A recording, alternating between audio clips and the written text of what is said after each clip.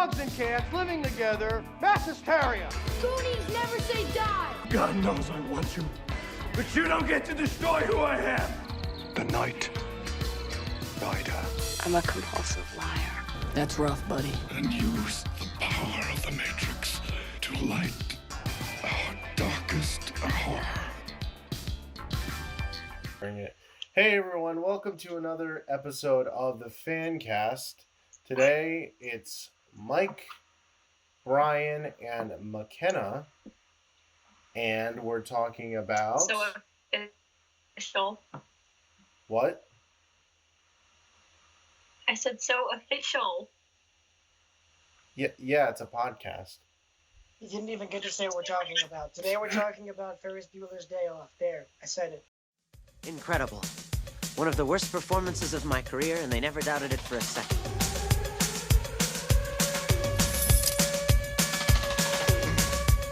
How could I possibly be expected to handle school on a day like this?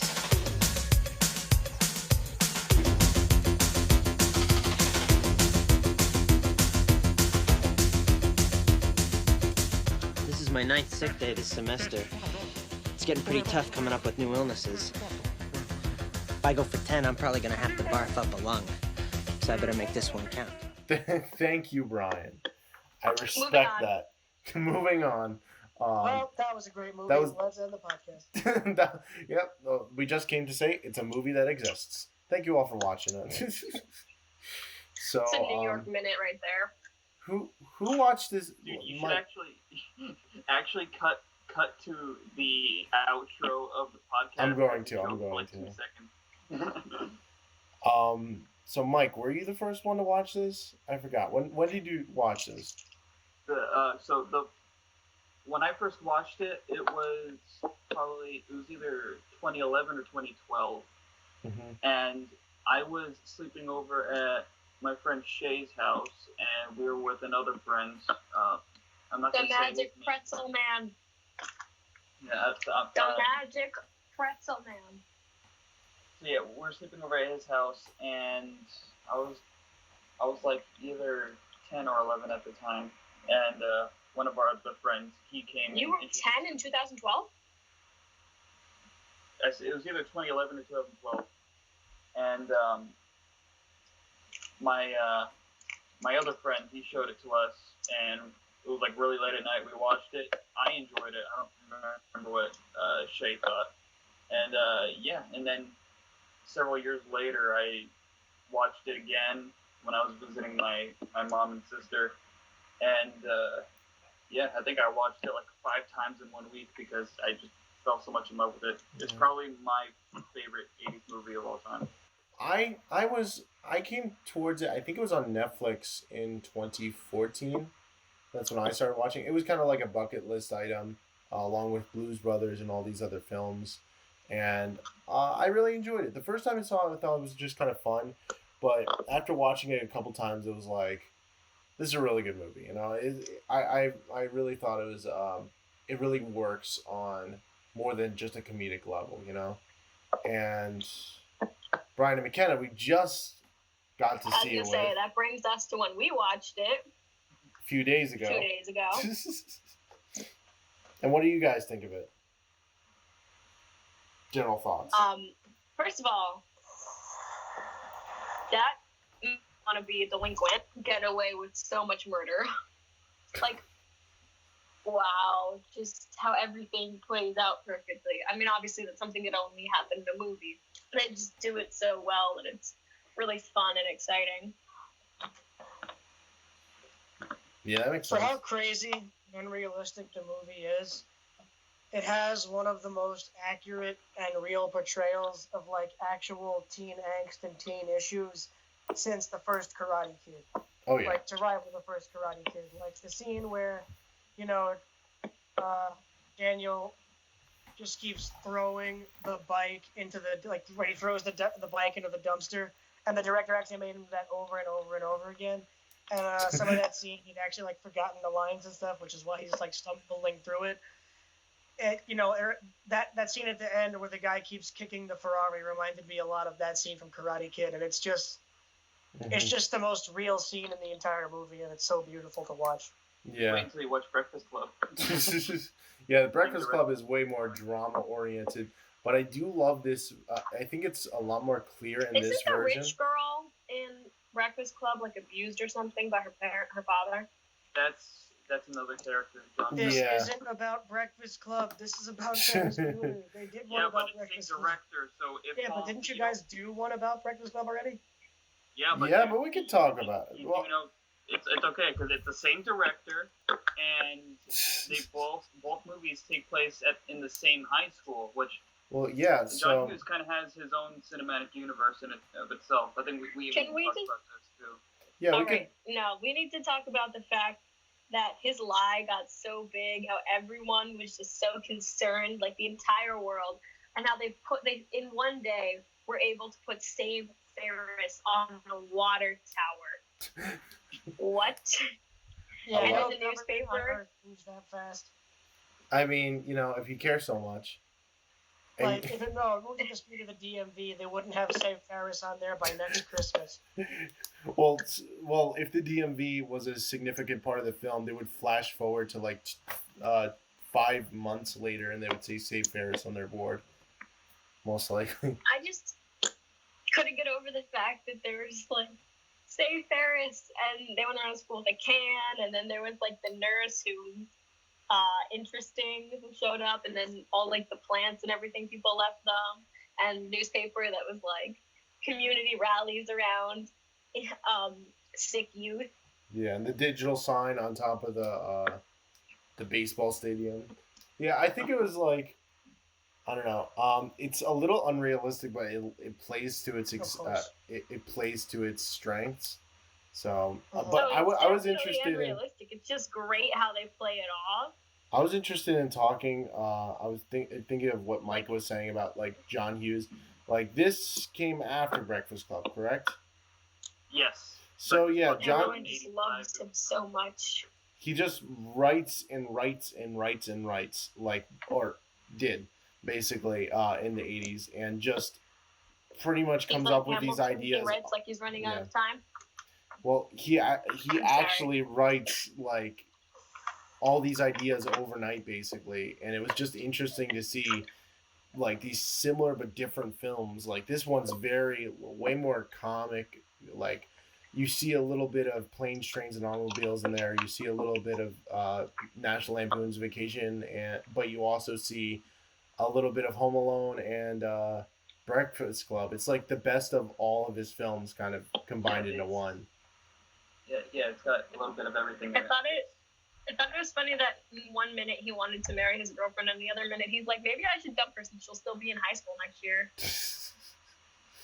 That's real. school. That's real teenagers. That's real.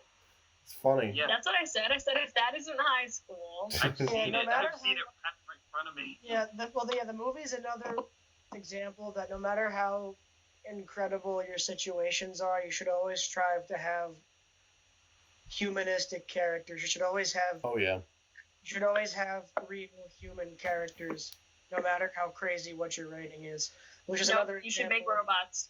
Well, no, but it's another example of why like regular show was so good, because no matter how crazy the situations got, the characters still felt like everyday people in a way of Oh yeah, and that's why I like. Cameron. I definitely enjoy stuff like James Gunn's writing, and a lot of directors like that who are like, here's a very wacky environment, totally ridiculous, and this is how we ground it. This is how we make the characters that are relatable. That's, I think, what worked about the original Star Wars films. It was like, it didn't matter that they were in a galaxy far, far away. What mattered is that there was just one kid who wanted to do more and got riled up with an old man and like, this guy, and they all relate to each other. And I think that's what works about all film, Even Lord of the Rings, as much mythology and everything about that, like it comes down to like this hobbit who's just friends with all these people and don't want to like let go of them. Like that, it literally comes down to family and friends, And I think like the more human they become, it's like it feels more relatable, even no matter how ridiculous it is. Okay, now we need a whole thing on Lord of the Rings, but my favorite part is like they just at the beginning they're always like they think nothing of this like small person, like he's a hobbit, like how could he actually do anything great? And then this whole story of everyone then rallying around him and trying to support him, and then at the end when Aragorn tells him, "My friends, you bow down to no one." That's my favorite part. Well, I kind of see it like, even though this isn't a mythological film, I do see it as kind of the journey of Cameron. You know, me and Mike and you guys, we've talked about like how basically Ferris Bueller's only arc, Ferris Bueller's only character arc in the entire film is just to not get caught. But like basically, but his character arc is more because of Cameron's character arc. His character arc is he helps people. That's why everyone's like, and that's why everyone loves Ferris. I don't know if that makes him the main. To get him a new kidney because they all love Ferris because he represents the rebellion in every kid. He represents the, sticking it to the man, no matter who you are. Everyone relates to that. No, but that's also why the drug guy is like, you should. Everyone hates school. Everyone, would rather do anything else other than go to school. He represents like the free spirit. It said, like, even when he's talking to the freshmen, he's like, "Oh, they looked up to me or whatever." But not just because he does represent like every kid's dream to be, but that's why even the drug guy was like, "You know who you should talk to about your issues with your brother?" She's like, "You say Ferris Bueller," because I feel like also she hates him so much, not just because he can get away with anything, but because everybody loves him so much and he's so carefree. No, see, everyone loves Ferris Bueller because they wish they could be Ferris Bueller. He's all what they're too scared to try and be. And that's why she hates him, because she's everything that he gets away with, that she wishes she could be. And at the end of the movie, she learns to actually just be that. Yeah, and I see the same thing with Cameron, only it's like... So for the same reason everyone loves Ferris, she hates him. Yeah. Only Cameron makes the most mature decision, even more mature than Ferris himself. Even he says he'll take the fall for it. But, like, he does basically the most reckless thing in the movie, and he decides to basically be the mature one and deal with it and be, like, the better Ferris. And that's why I think, like, his arc is the most important part of that movie. Kind of carries the film in a way, you know? I don't think it's much as an arc as it is so much more of a revelation of his character, because the whole movie you're being told he doesn't care about people, and he does everything purely for his own interests. When you see that he actually does it to, like, it's the George and Harold thing from Captain Underpants. They actually do it to raise the spirits of everyone else around them. Well, I was talking about Cameron. Did you seriously just compare this to Captain Underpants? In a way. I mean, it has the same... They both have Oh Yeah by Yellow in it.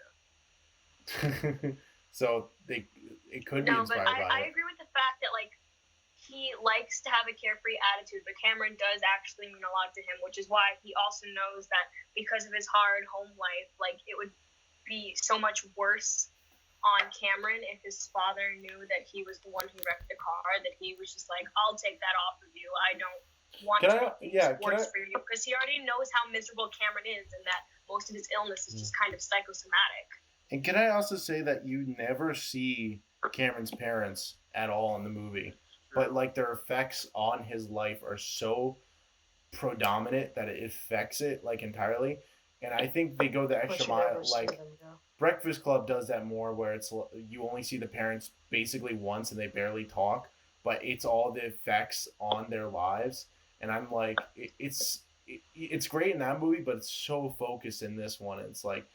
It's such a good example of like visual storytelling. It's like Cameron drives a crappy car and his parents have his dad has this rich car, a bunch of rich cars, and his house looks so nice, but Cameron doesn't like wear all these like crappy clothes and everything like that, you know? He's not allowed to touch anything. Yeah, exactly. And the fact that his dad hates his mom. Yeah. Him kind of. He's like, the only thing my dad loves are cars. Yeah, and they're in the passing comments where he's like, "Oh, don't get married." It's like, you see my folks, they got married and they're not happy, you know? So why would it be any different? It's like it works on his character level, and I think that's really interesting. I think more films should do that, where you just show instead of tell, instead of just having the parent there and yelling at the kid like, I want blah blah blah.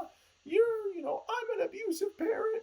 This is how I act. Just like, I've seen that way too many times, especially in dramas and TV dramas. It's like, I am the abusive parent stereotype, and I'm gonna yell at you, and and it's like, that's fine, but at the same time,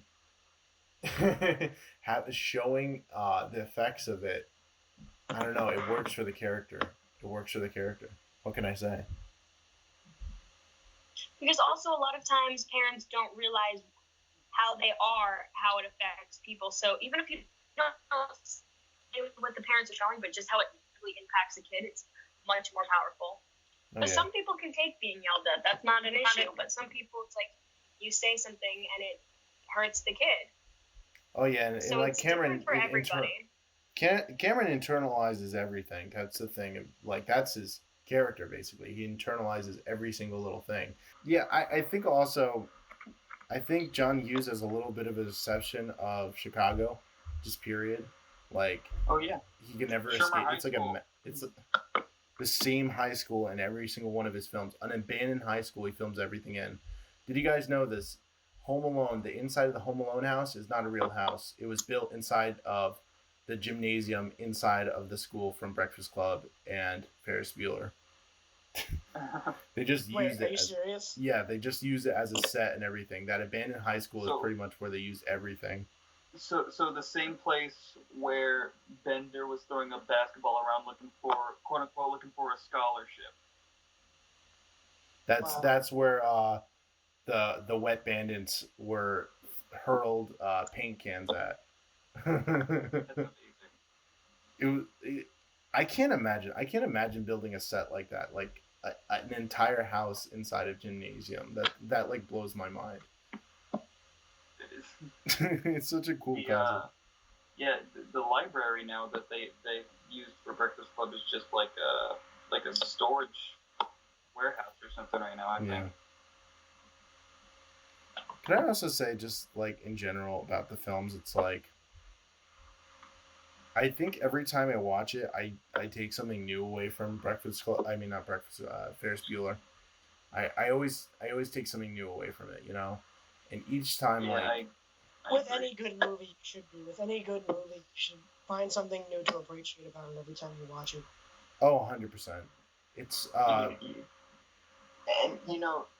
speaking. I love movies that the more you watch, the deeper understanding and like the more special it gets each time. yeah. What were you saying, Mike? Since we've been talking about Cameron Fry for quite a bit, You're gonna bring up the theory, aren't you? yes, and it's not the only. All right, that was a great episode. See you later, everybody. No. Thank you This everyone was for the listening. episode of the FanCast about Ferris Bueller. We are not going to give the Mike Great Mike a movie. chance to talk about this. Solid 9 out of 10. You should watch it. Come on, Don't read let it. him say I'm it. just Let him kidding. I say it. actually don't mind the theory. I think it's That's interesting. audio. Can you please explain?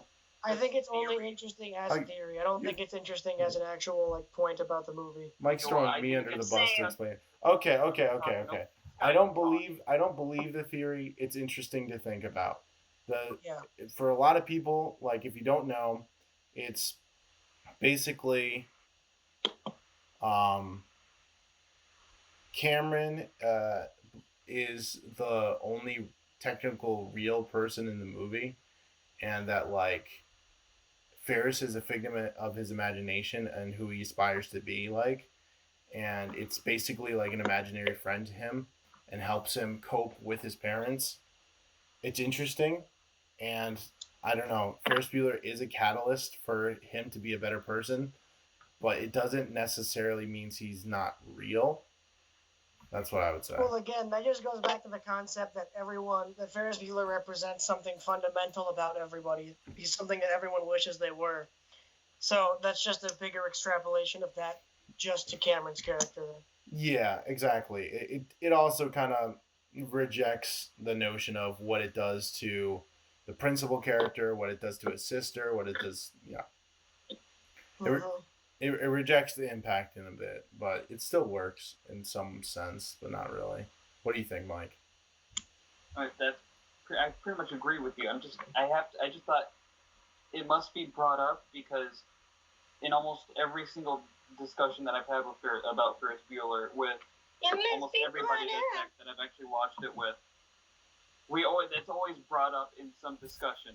Oh yeah, of course. So, yeah. And there's also another one too that I actually just found either it was like last night or another night ago.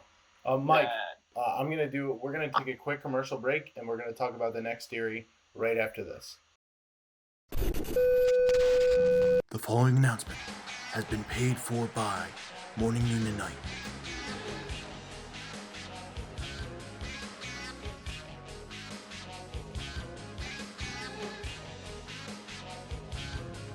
Hey yo, it's me, Mike, from Morning, Noon, and Night, and I've got a little announcement for all you chicos out there. We got more merch! Hey everyone, Sky coming at ya as we're approaching the brand new Attitude Era of Morning, Noon, and Night. New podcasts, new Let's Plays, and brand new Attitude Era t-shirts. And if you like us, you better dress like us, brother. The Morning, Noon, and Night NWO design. Yeah, that's right.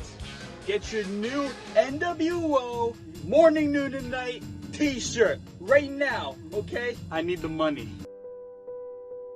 So go to the link down below, buy all of our products, and dress for success. The Morning, Noon, and Night success for the Morning, Noon, and Night Attitude Era. Morning, Noon, and Night signing off. The preceding announcement has been paid for by Morning, Noon, and Night. And we're back. So Mike, what was the... Since when do we have commercial breaks? Since we wanted to sell t-shirts? What were you gonna say, Mike, about what's the second theory? Alright, so the second theory, I just discovered this recently. So, there's another theory out there, and I kind of disagree with this one, that Ferris is actually stuck in a Groundhog's Day scenario, where he's reliving the same day over and over and over again, and he knows how everything is going to play out. That's why every little scheme he does works out flawlessly. But it doesn't. Like at the very end, he does meet Mr. Rooney in the backyard. Yeah, they were saying that. And what the theory says is like his way of breaking it has something to do with helping Cameron, and that's pretty much the basic synopsis about that. You can look it up if you want, but it's another interesting one. Though I kind of slightly disagree more with that one, but I think another interesting thing to bring up. I think it's just a cool existentialist fact where it's like, it doesn't have to fit into like a preconceived notion of what we think the universe works. I just think it's interesting, like, we have this almost godlike character who can do no wrong other than not have a car. It's like a perfect person stuck in a teenager body.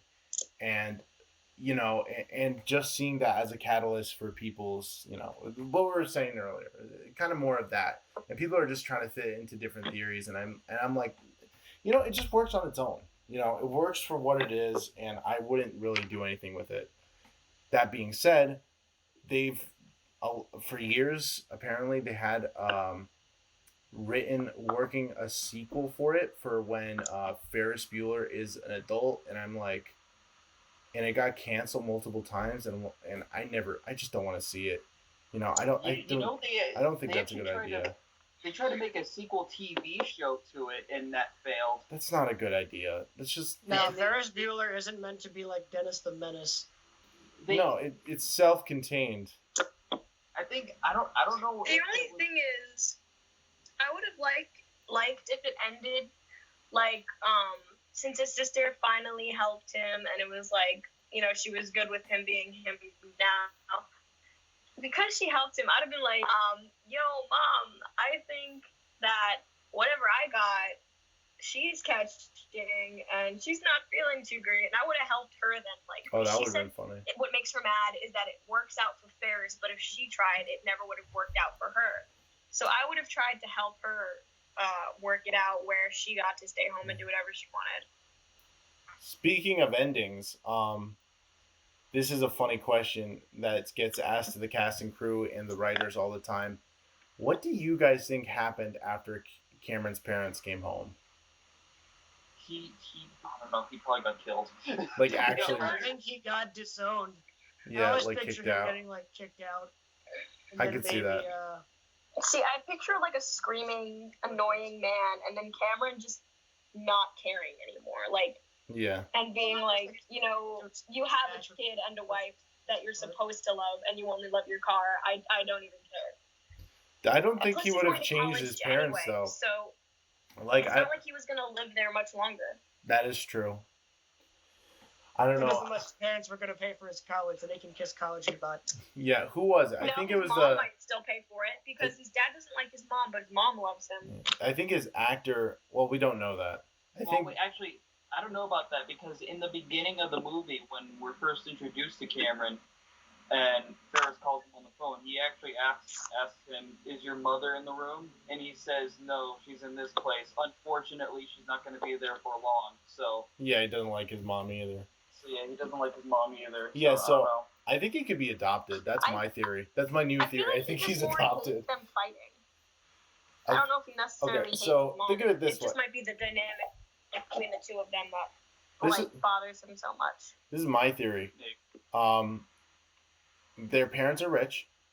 His parents are rich. He wears crappy clothes, and they don't care about him. Dude, he's adopted, man. He's not adopted. He's adopted. I don't know. How can you disown your flesh and blood so much? Well, I guess it's possible. I feel like that's easier. It's easier to disown flesh and blood than to. Yeah, you're right. You know, we do get the Because you did so orphanage. much paperwork for an adopted kid. You spend so much money on getting one. What's gonna happen when Sloane's grandmother actually dies and she has to leave school? She can say she had a third God. grandmother. You can have a second grandmother. Or, no, I always thought that her grandma was already dead, and that's why she knew, and everything like that. Like, she was dead before she even I went love to how they school. literally made out in front of the principal, and he's like, "So that's how it is in their family." Alabama. Oh my gosh. Dude, what if Ferris Bueller was filmed in Alabama? Wait, theory, Ferris Bueller's actually Sloane's dad. No. That would be... Someone please prove that. That would be a hilarious. No, that's horrifying. He had a baby when he was a baby. Game He theory. is still a baby. Game theory. Game Game theory. Film theory. Film theory's a joke now. Dude, okay. Let's But not that's just a like theory. call out anyone, we but don't want let's to say monetize certain theory. channels that have to do with that and certain individuals that I may or may not have already talked about on our Let's Play channel have not been of What are we talking quality about? for a while. It's a specific person who rhymed with cat nap, and makes videos may or may not relating to video games and movies, has kind of gone downhill. And I guarantee there's a video. I guarantee $10 if he hasn't made it, is going to be about the theory about Cameron, and it's gonna be just him talking about that one theory for like 30 minutes.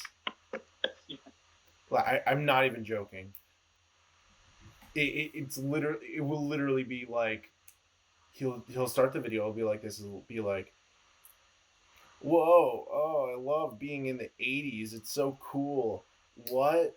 You're not real? And then it's like, and then he starts a video. And it's like, so I've seen this theory going around for quite a bit. Let's try to apply it to actual science. And it's like, it's an imaginary friend theory. How do you apply it to science? And in this scene, you see that someone doesn't have. You see that Ferris is kind of like, he looks a little out of it. Does that mean he's not actually there? And I'm like, oh. I gave up on that particular channel when the Thanos snap video came Oh my out. gosh, where it was just so literal. It was just so It's like, literal. yes, we know it's in a glove. Of course, it's not going to make a real snapping sound, but you spent like 15 minutes explaining. It was a two-parter also. It was? I'm pretty sure it was a two-parter. Some people have just way too much time on their hands. Well, it's not just time on their hands. It's like you're trying. Okay, you make a really niche channel about one specific thing. Here's an example. Because we're not bad mouthing them, I'll say their actual channel, Binging with Babish. Like he has his gimmick. He's like, hey, I make food from movies, or TV shows or games. Like that's never gonna get old. When you make a channel specifically about theories, and you're trying to make weekly content, it's not gonna be good after a while. It's just not gonna make any sense anymore. I just Didn't you always mention, because we live in the northeast area, you've always said you wanted to have a Ferris Bueller-esque day in the city. Oh yeah, and you never wanted to do it. Goodness gracious! I don't want to drive in the city. But we already missed our chance because Oh my gosh, Mike! Really? Yeah. Well, this was the thing. It was the other thing was we were still in like school at the time, and I was just like, we'll just skip for one day, and we'll go into the city and we'll do all the things. And Mike's like, Nobody cares if you skip. Mike is a square. It's hip to be square. No, it's not hip to be square. It's Mike stupid is just to be a square. stick in the mud. Mike, you're out of college now. Literally, I'm gonna be out of college in 2 years, and like, Ken is gonna be the last one left. We gotta do it. We gotta do it while school is still a thing, or at least college is still a thing. Bro, you kept bringing it up when I first started driving, and that was after I was finished with high school. Well, now this time I could just come and pick you up and force you to go. So. Yeah, sure. So this time, well, this is the thing. We're The still only on the time road I from only out to Chucky. me and Mike were way too square when it came to going to like our classes and everything like that. We went to different things, but still. But there was one time at college, I usually never skip, but there was one time I did a Ferris Bueller type thing. I wanted to go see the premiere of Avengers Endgame, but it was on a night that we're supposed to be in a class. So, but this class, I knew this class was a film class. I'm totally outing myself right now. I'm going to go down a grade for saying this. I knew it was a film class. And we watch a film, and literally the professor leaves, and then comes back and only takes attendance in the beginning, and doesn't even check if everyone's still there. People literally leave all the time. So what I did, I left in the middle of the film. I waited for the professor to leave, and I left, and I went to go wait for the bus. But I'm in shock.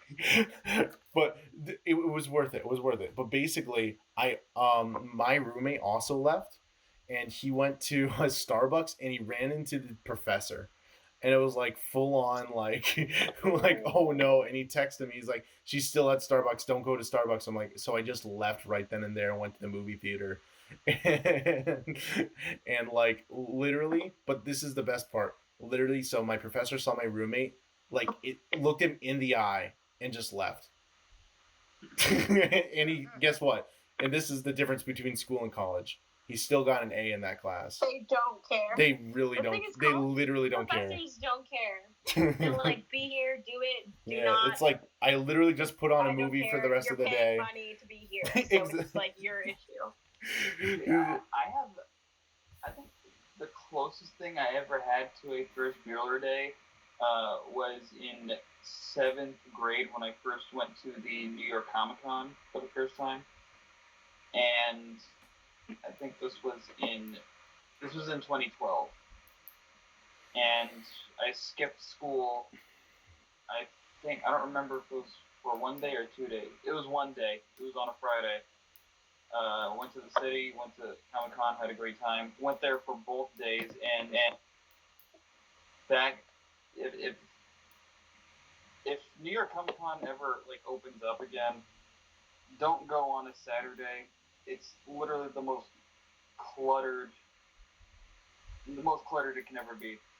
It's always going to be cluttered. And then I remember I went back to school, and I remember I specifically told this one friend of mine, I'm not going to say his name, don't tell any teachers where I am. And he freaking told oh my gosh, our strictest teacher where I was, and she was like, "Who was it? Who said it? Who was it?" Don't. No. His name starts with an O, ends with an N, and we know exactly what he's talking about. That's and funny. Phenomena. Yeah, and she was like, of course it was him. Why is he? She's like, why is he ditching school? Why would he even go to such a thing? Such a thing. I wasn't there, but according to him, that's what she was like. And I was like, whatever. Dude, see, teachers suck like that. I hate those teachers, like, who just don't understand you, and they're just like, I'm just gonna dislike you because I want to. You're not like me, so. I was more disappointed in my friends. Yeah. That's ridiculous. And he was like that all the time too. Yeah. And that's why we don't do that. Man, but definitely not a friend I would want. Dude, but I'm gonna call out sick for work. I could definitely do that now because of COVID and crap.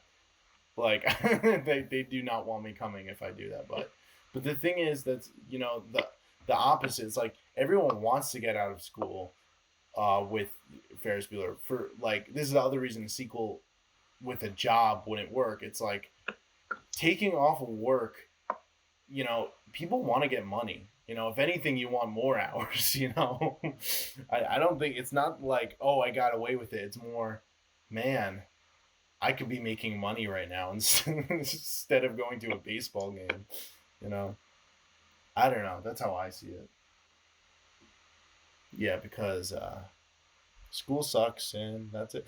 You know what's funny? Speaking of school, can we talk about the principal being insane? Oh yeah, and committing multiple felonies. Yeah. And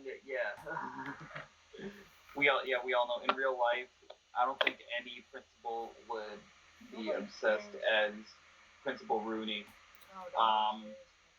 I think a teacher might, like a real Karen type, like a real. Yeah, maybe, but like any average principal, they would just stay at the school and just want to go home. Yeah, right. Like the way he's just like, I know Ferris is behind this, and then starts like cursing out who he thinks is Ferris on the phone playing Sloane's dad. Yeah. I want to see your body. You roll that corpse in here, and you can have Sloane. And he's like, I got him. I mean, it adds to the whole comedy aspect, which it makes it better. Yeah. Yeah, it's just a comic foil thing. It's not. He's just there to fight a Rottweiler the whole movie. I think what it is he like sees Ferris Bueller, right? And I feel like he grew up like not to do anything. He do it, nobody else gets to do it. So he's mad because Ferris gets to be what he never could. Oh yeah, they expand on that in Breakfast Club also. It's like how oppressive authority figures are just basically kind of like either jealous or just think that like kids don't understand what they're going through. Meanwhile, they don't understand what kids are going through, Yeah. And it's like, oh, these kids have changed. They have turned on me. It's like, no, you've changed. And acknowledging that, it's like, it's just people upset at themselves. And like when you're a kid, you look up to adults so much, and you'll be like, wow, that's so cool. I can't wait to be different. And it's like when you really become an adult, it's like, man, it's really not that, like, you have a little more information, but you're not that different from a kid. You can still be like, you can still be an awful jerk to people and as an adult and not like want to mature at all, even as like a full grown like 40-year-old. Ever known like a terrible person who's like a jerk, and you're like, who are their parents? And then you realize their parents are like literally grown up school bullies. They're like awful people. Oh yeah. I've actually seen this happen. Like, oh, that makes way more sense now that your parents are terrible people. I've also seen nice kids come from terrible parents, and nice parents have terrible kids. So, It happens. You know? It happens. It's not out Yeah, of the I can name a few, but I'm not going to bring them up. Yeah, but it's just, it's Now an we should interesting just anomaly. turn this into like a gossip channel. All right. All right, guys. Welcome. Let's get right into the news. But it's not even like YouTube drama. It's just talking about, we're just outing people in real life. It's like, Sally literally is the worst human being. That would be awful. Because that would, no one who even, there are a few people I would love to out. no one who even listens to the podcast would care other than the person we're talking about. That would literally be harassment. That would be. So we don't do that. We talk about cool stuff that we love. It's not harassment. It's just slander. We punch up here, Kenna. We punch up. We punch towards the oppressive, bigger YouTubers. That's what we're gonna do.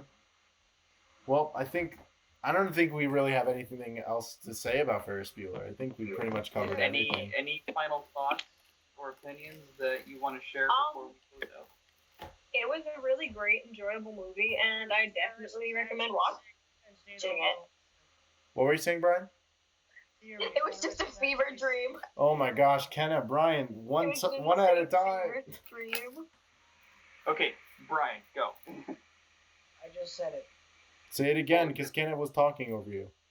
I said, theory, Ferris was actually sick and stayed home the whole time. It was all in his head. I've had adventures like that. It was all a fever dream. I've had it where I was sick in bed and then I just pictured having a normal life. It's definitely doable. Yeah, definitely a great 80s classic. If you haven't seen it, go right now. Watch it. I believe it's still on Netflix, but just watch it. Is it on Netflix? Maybe. Just watch it. Any way possible. Just watch it. It doesn't matter how you do. Just watch it. Yeah. You'll love it. Well, until next time, this has been Morning, Noon, and Night, and we'll see you all in the next episode. Later. Mike, you need a doctor. I am a